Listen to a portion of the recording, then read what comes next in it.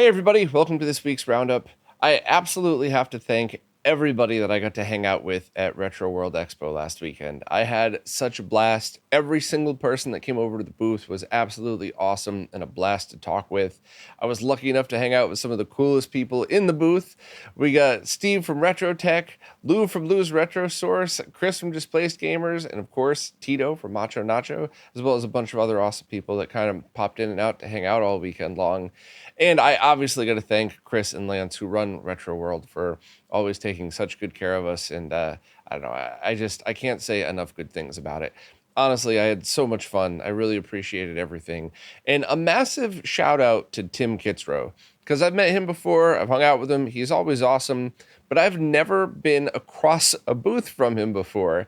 And I got to say, like, I always pride myself in trying to bring lots of positive energy to the booth. But when you're across from Tim Kitzrow, you suddenly have a very harsh realization of how you'll never be as charismatic as that guy. Not one person met Tim Kitzrow, the voice actor. Every single person that went up to him met freaking NBA Jam. He was on all weekend and asked anybody that was with me in that booth. I was still laughing at all of his voices and all of his jokes all the way into the end of Sunday. So it never got any less cool. It was totally awesome to watch him do that. So, you know, it's just kind of like I even told him, like, he was an inspiration to me. I thought I was doing a decent job talking to people at the booth, but no, I'll never be as good as him. I'm going to try though. But anyway, enough rambling about what an awesome time I had. Let's jump in and see what's been going on in the past week.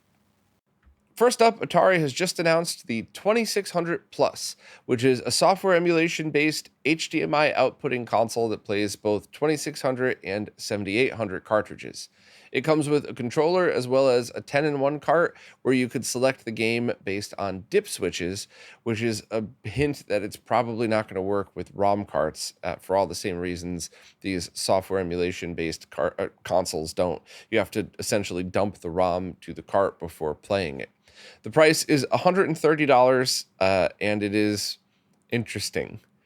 So I guess seeing this, right, you could look at this two different ways. Alex made the very good point of maybe the Atari 50 anniversary collection came out, and that was very well done, performed very well, and it was a really good window into what those games were like. So maybe with the popularity of that, Atari felt like they were going to capitalize on this, especially with their recent hardware failures.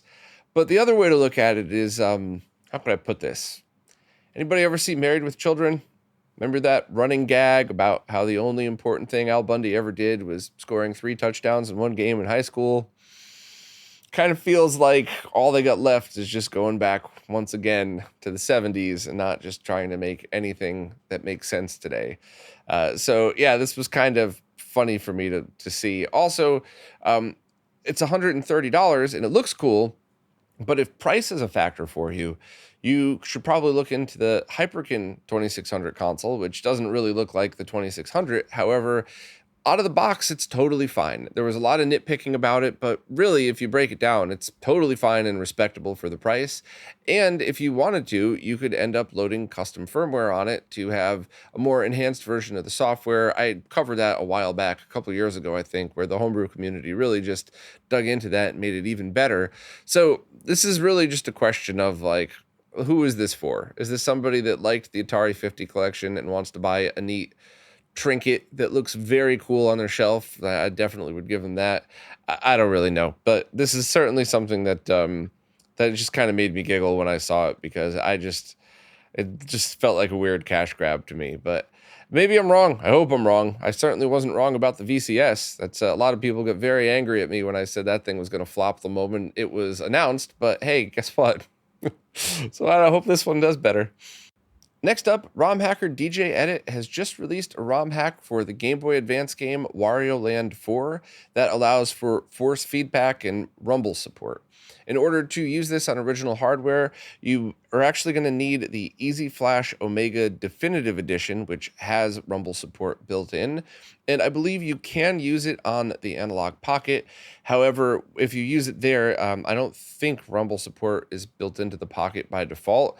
And on top of that, you're going to have to do an extra patch for that, at least in the short term, in order to get it running. But overall, I honestly think this stuff is awesome. And anytime you could recreate a unique experience, I am all for it.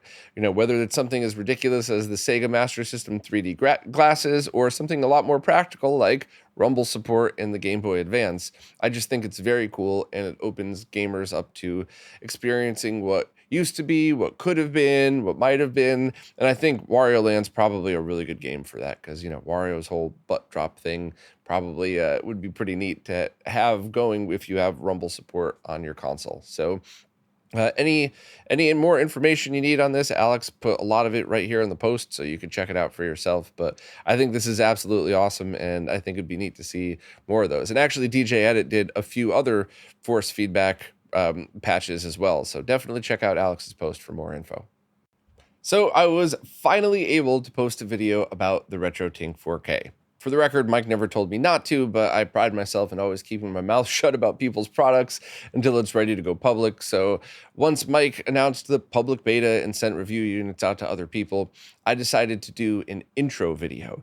And I know technically I had shown it out before. Anybody listening to this podcast doesn't need to know an introduction to it, but this was more an introduction to what it could really do, an overview of the features and stuff like that. And while I really hope everybody who's listening gave it a watch, because there's a lot of info for you in there, this was also a general overview for people who just might be dipping their toe into the water and wonder if a 4K scaler is something that might fit their setup, which the first thing I covered in the video is why it may or may not, and some other alternatives, just to kind of ease the amount of people going, whoa, do I need all of this to play retro? No. But like I said in the video, you don't need it. You probably want it. And I had an absolute blast making the video.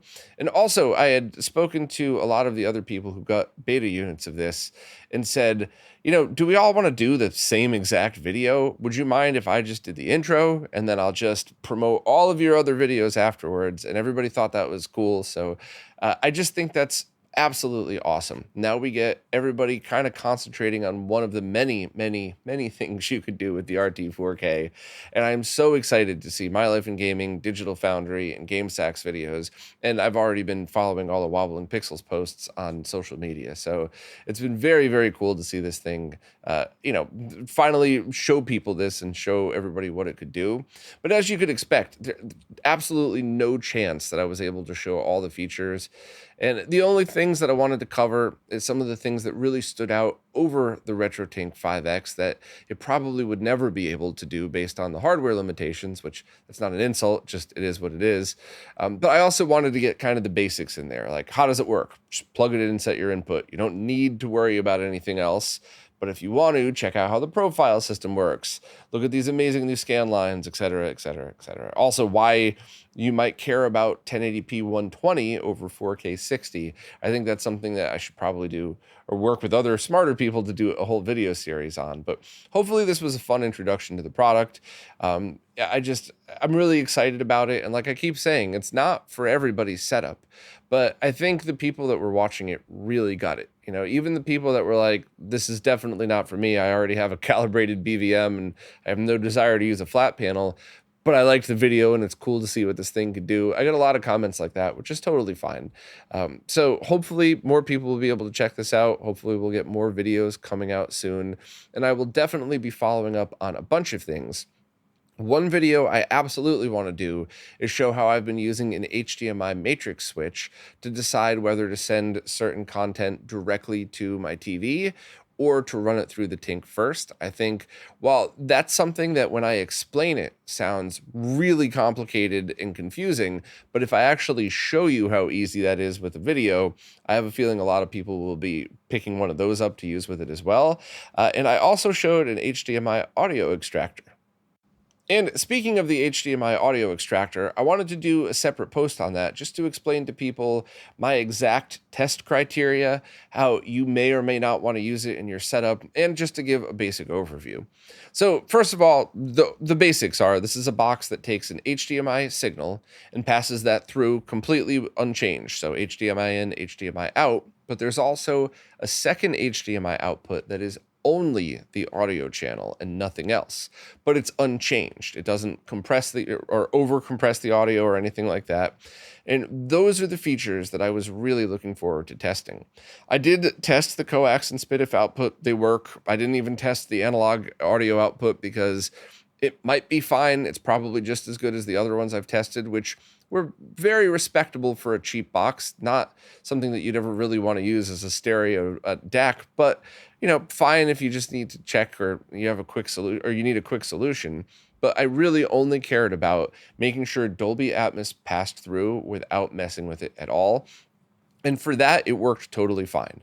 So I basically took my previous HDMI switch, put it into this, and then it had the HDMI out go to my RetroTINK 4K, and then the audio out go to my AVR.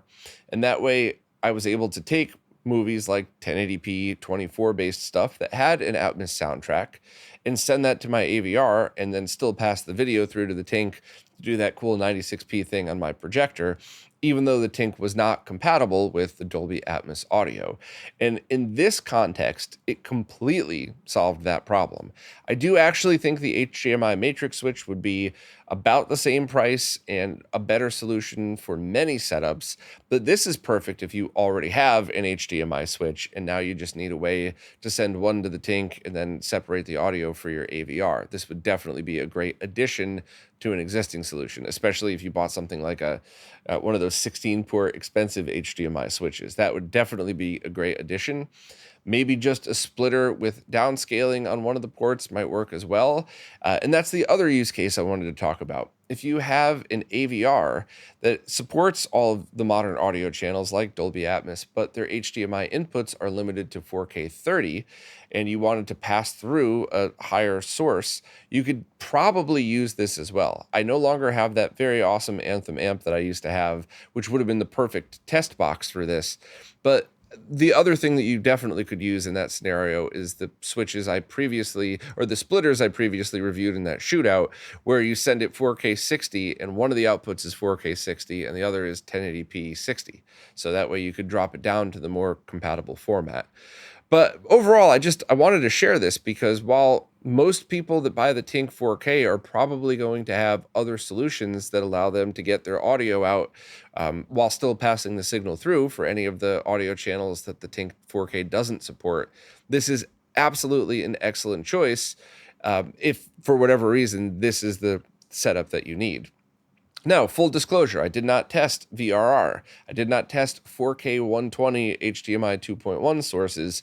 So I strongly recommend, like I put right here in the post, if you want to know how this thing works, you could buy it and test it now, even without the TINK 4K, to test all of those things. And older TVs with VRR are still a little finicky with stuff like this.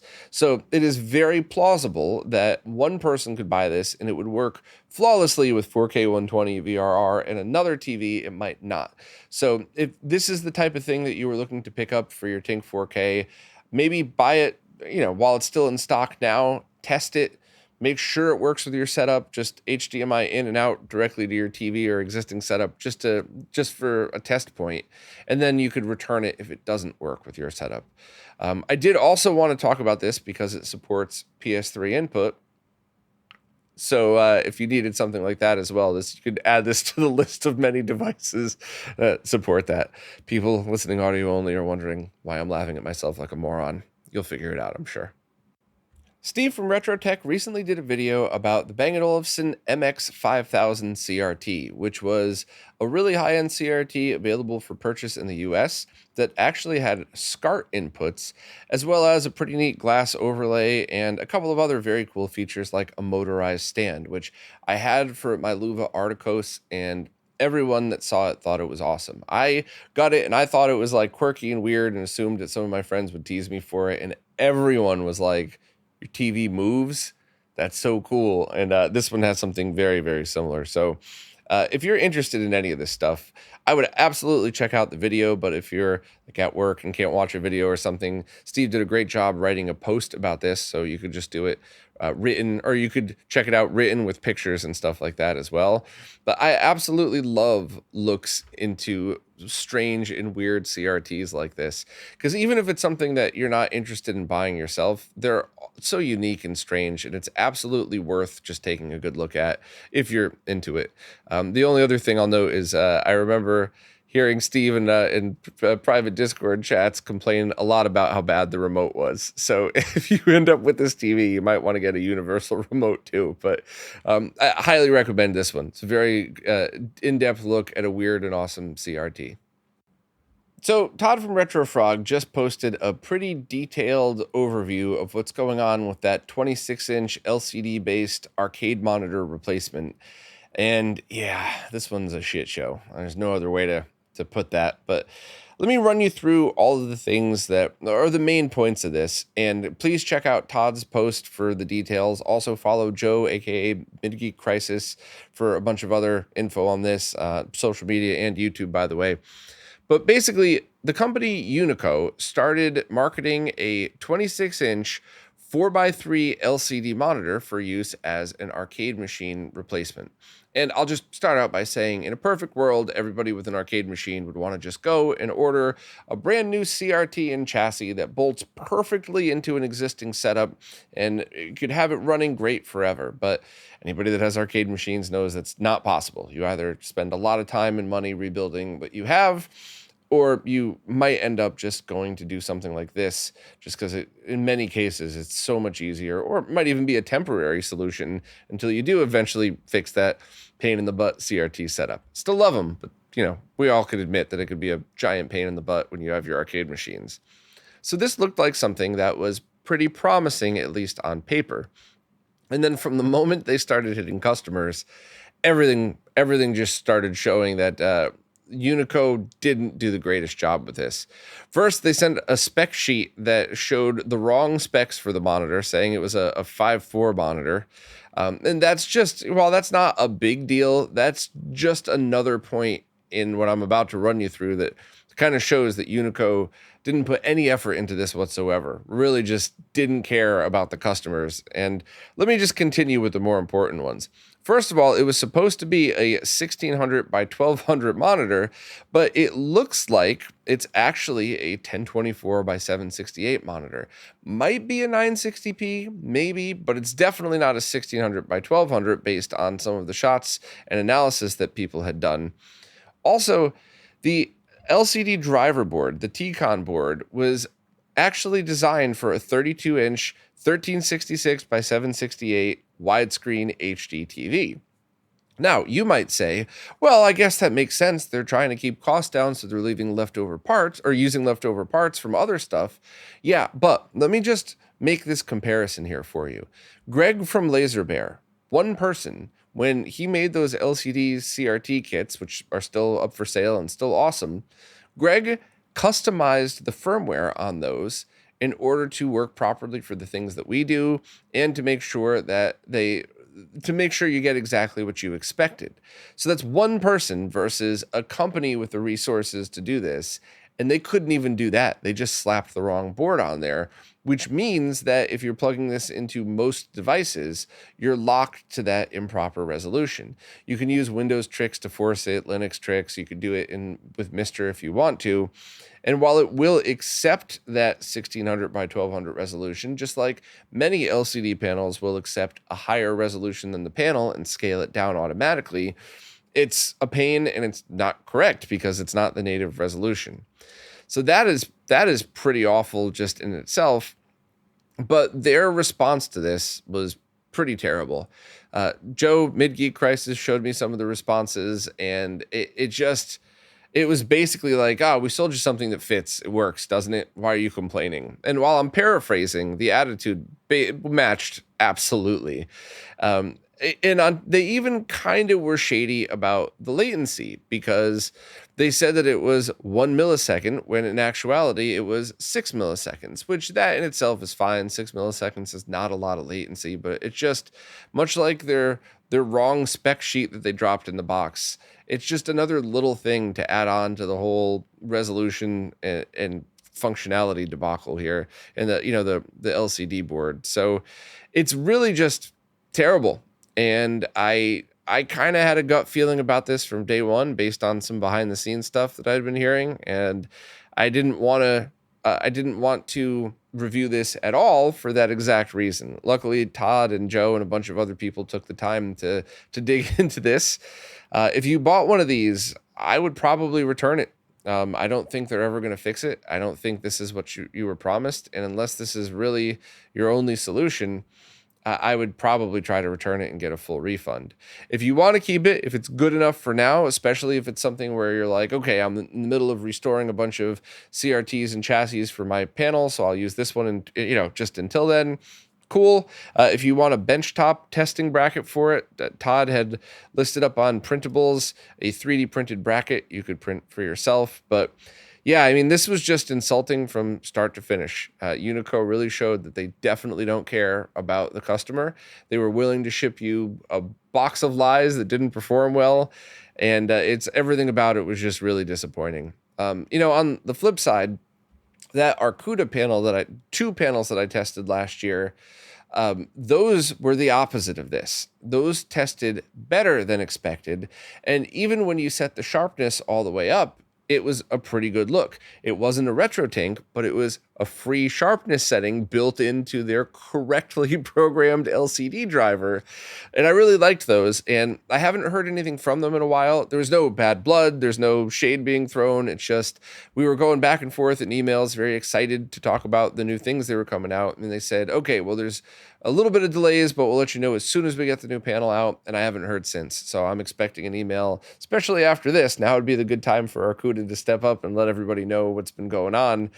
So I hope to hear from them soon, and I hope to have a good flat panel replacement for your arcade machines coming up relatively soon.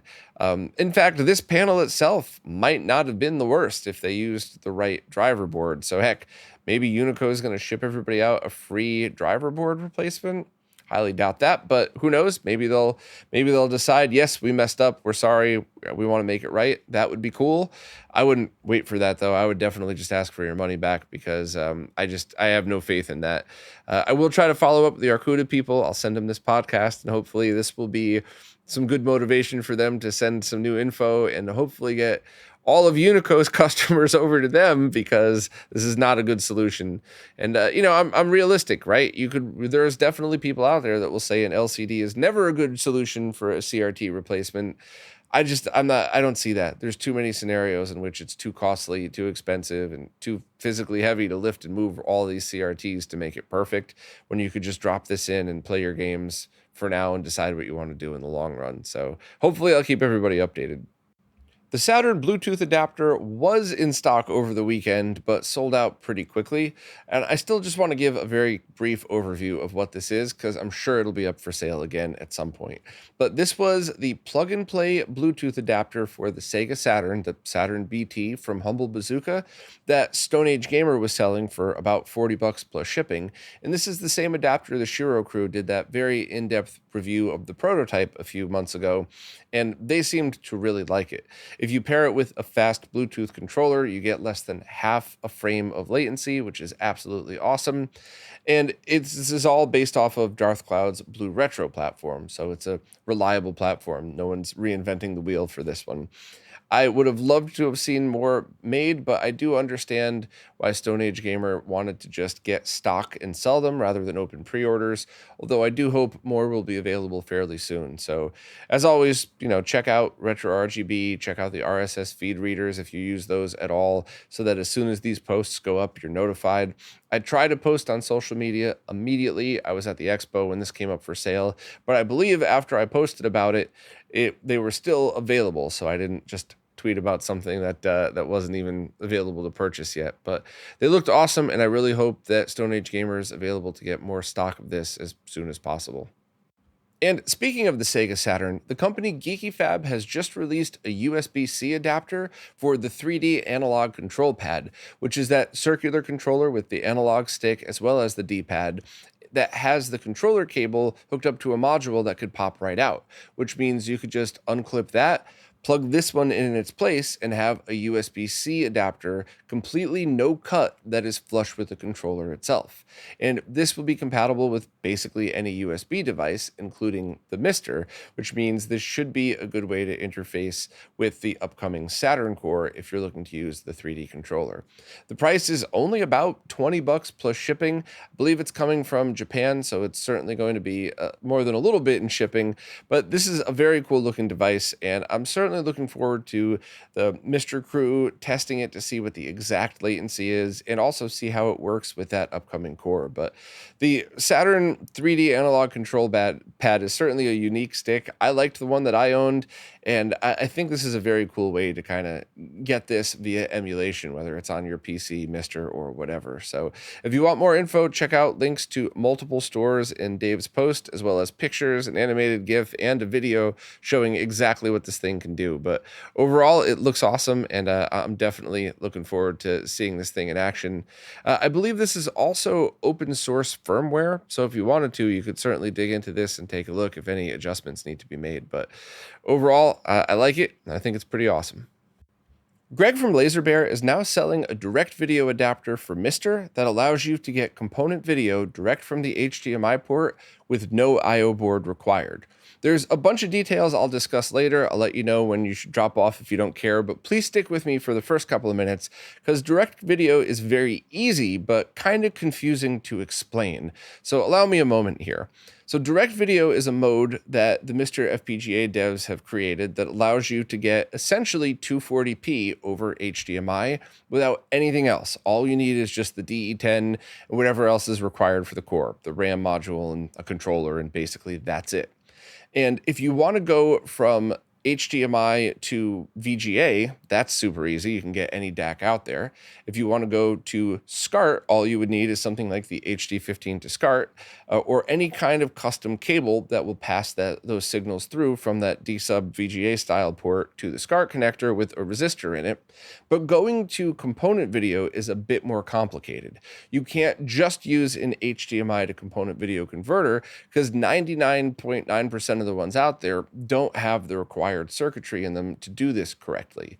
Some people have reported that theirs have worked, but I would never recommend, if you already own one, give it a try, but I wouldn't recommend going out and buying one of those in hopes that it would work because it's just most likely not going to. In order to get this to work with component video, you have to add a very small circuit, a couple of components, not a transcoder. You're not transcoding the circuit. You're just taking the signal that's coming out of that D-sub adapter, and you're just adding some components to make sure that everything is muxed properly so that you get a pretty standard component video signal out of it. Video game signals are from analog consoles are never standard, but hopefully you know what I mean. So in order for this to work, you quite literally just plug it in, set your Mr. INI file with the correct settings, and that's it. You just get component video in 240p to consumer TVs, RGB monitors. If your whole setup's component, I imagine it would be easier to route it this way. And that's it. It's a good adapter. Greg is testing all of the completed packages before shipping, which is important because some of the Ranky adapters that are the ones Greg's using have been reported to be defective from the factory. So Greg is testing all of them. And for $30, I couldn't possibly recommend this anymore for people who want to use direct video. This why you might want to use direct video in case you're beta testing any of the stuff with dual RAM sticks. That would be one big reason. Cost, if you just want a cheap solution to plug direct into your DE10, or if you wanted a small quality boost. And here's where I'm going to get into the details that most people probably won't care about. And feel free to drop off. That's really all you need to know about this. But for any of the people that were discussing this adapter and whether it's the right solution or not, there's a few things to note. First and foremost, I have a very strong opinion that if you already have an I/O board and you're happy with how it works and you don't have any complaints, don't even think about moving to this. Why ruin a good thing just to try to change your setup? Although this technically is going to be an upgrade in quality, not because the Mr. Devs did anything wrong, not because the IO boards aren't built correctly, but because the DE10 is a dev kit that all of the Mr. Devs basically have to work around its limitations. And one of its limitations is the ability to have full spectrum RGB from the analog output. So if you're using like the S-Video and composite cores, it's perfect, but not from the RGB. Now the quality upgrade you get from this isn't massive. It's not like watching a RetroTINK 4K on a 70-inch OLED and going from composite to RGB. It's not like that at all. It is an upgrade, but it's not something that I would tell people to change their setups. And I just want to over-explain that I'm not throwing shade at anybody. It just, the Mr. Devs are working with the tools they've been given based on the DE10, and they did an awesome job with that. So that's one of the things to note. The other thing to discuss is this DAC itself. The chip that's in this Ranky DAC is a couple of things. First, it's a fine digital to analog audio converter. You could spend thousands upon thousands of dollars just on that. So I would confidently call this fine. If audio is a focus for you, you could look in getting digital output through one of the more limited IO boards. That way you could still free up both RAM slots. You could get an HDMI audio extractor and just use your own DAC for that one, or just use digital directly into whatever your setup is. But I'd call the audio portion of that fine. The video portion, there's definitely better DACs out there. But there's nothing wrong with this one in the context of a $30 adapter that you plug into your Mister and you get a very good quality signal. So there's definitely debate going on, and there's certainly a lot of nitpicking. But the fact is that while there are better video DACs out there, are you sure you could find an adapter that has it? Is it going to be compatible? What's the price difference? Will Greg be able to create such an easy, just slide on case that will work with it? So it's kind of like when people say like, oh, that audio DAC is crap at $200. You have to buy the $3,000 one. That's probably too extreme. I'm sorry. But I just want to make sure you're all visualizing this correct. We could all nitpick down to the 0.0001 at every single thing that you release, but it's so important to just look at the total solution.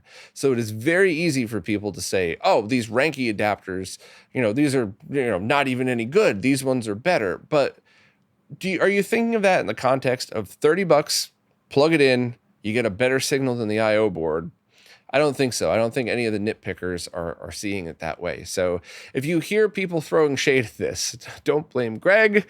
Don't even blame Ranky. You could just go ahead and blame me for promoting it. But I think it is an awesome solution. I'm going to be integrating one in my setup here because I am running all component because it's just way easier for the stuff that I do.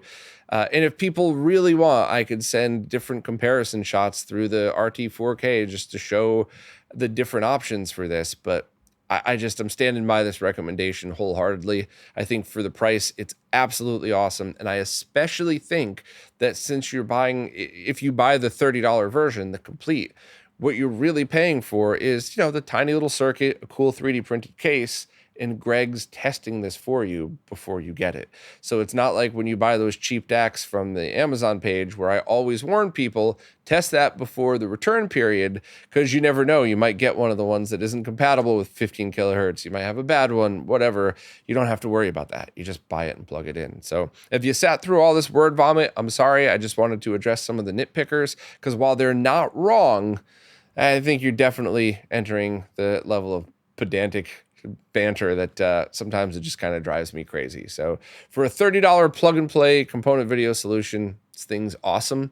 Compare it to a lot of other stuff, it's also fine. So no latency added. You just get a zero lag component video solution. So if you got one, let me know what you think. But I'm very much looking forward to getting mine, and I have a feeling it's going to be just as good as the prototype I wired up here. This Friday at 11 a.m. New York City time, Analog is selling a special glow-in-the-dark edition of the Pocket. The price is $250 plus premium shipping, and it'll ship next week. So this isn't a pre-order per se. They have stock of this thing and it's ready to go. Before I add my comment to this, I just want to politely remind everybody that I've always thought the Pocket is a good device, and I think you get a lot for your money. And I always have praised Analog for being able to get their marketing through to all of these tech blogs and really make a splash. But I absolutely burst out laughing at them saying highly limited quantities at $250 each. And normally when I write posts, I'm pretty solid about sticking to just the facts, link to the product, my thoughts underneath. That way, if you don't care, you don't have to sit through them. But I had to do the opposite this time. I could not stop laughing, and I don't think I'm ever going to be able to refer to them as anything other than highly limited Analog from now on. Like, what a different extreme level of FOMO marketing right here. Highly limited quantities right there on the page, right in their tweet. This is hilarious, and all of the tech blogs just ate it up. All of the same publications and more just blew up on this one and got the hype out, including me, apparently. So I'm not throwing shade. Whether you like their marketing or whether you can't stand it, you have to admit it is absolutely working and they're getting through to all the people. So props to Chris Tabor for doing this. And I can't wait to see what crazy marketing tricks he's going to come up with next. How about a strictly limited duo that comes with Rondo, where that way you could have a package of things that might work well. I don't know. Put in the comments what you think their next marketing hype should be. I can't wait to read all of it. And, Analog trolls, if you think I'm throwing shade here, I'd like to not so politely remind you that I'm also promoting it. Haven't said a single negative thing about the Pocket or even the marketing. I'm just kind of laughing at the extreme of highly limited quantities. Like, wouldn't it be much better just to say, hey, we're a limited run of 500 only? Or it's what people have done forever. And that, for the record too, the whole making a limited run of something like this does make sense. You want the Pocket, go buy the 2 editions that are probably near in stock.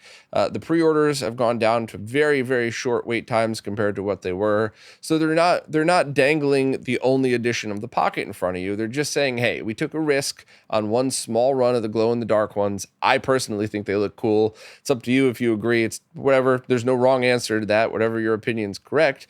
But that makes sense, right? We only made a small quantity. Hopefully they'll sell out. So if you want something kind of special that we may or may not do again, grab it now. I get all of that, but I hard LOL'd at highly limited quantities. So there you go, highly limited Analog. Good luck on the sales for this. I'm sure they'll sell out by 11:01, but I love it. I thought it was awesome, and I really want to hear your creative suggestions on what the next highly limited Analog product might be. Well, that's it for this time. Once again, thank you to everybody who came over to say hi, whether I was watching the wrestling match and you came over to join with me and kind of have a laugh, or whether you came over to the booth to hang out. I just appreciate all of you so much. I really like what I do, but seeing and meeting all of you and talking with you makes me really appreciate my job and all of you even more. So thank you all so much. I had such a blast. Thanks again, of course, to Chris and Lance from Retro World Expo and all of the amazing people that stayed and hung out at the booth, where I mentioned before. I'm very lucky to call them colleagues. And as always, too, thank you for watching, listening, playing nicely in the comments, and especially thank you for anybody who supports in any way possible, because it is you who is keeping all of this stuff alive. So thanks again, and I will see you next week.